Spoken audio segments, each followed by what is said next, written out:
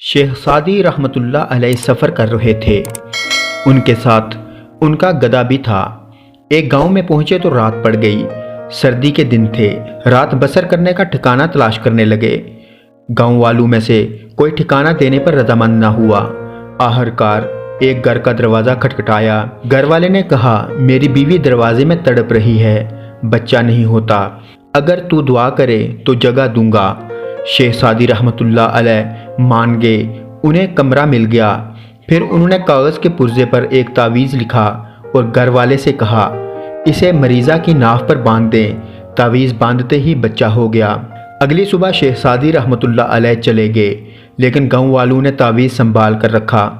گاؤں میں جب کسی کو زچگی کی تکلیف ہوتی تو وہی تعویذ لے جا کر باندھ دیتے، تکلیف رفع ہو جاتی۔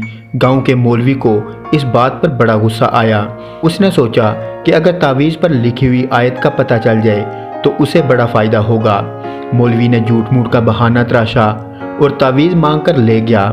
اسے کھولا تو لکھا تھا، یا اللہ، میں اور میرا گدھا اب آرام سے ہیں، ٹھکانہ مل گیا ہے، باقی تو جانے اور تیرا کام جانے۔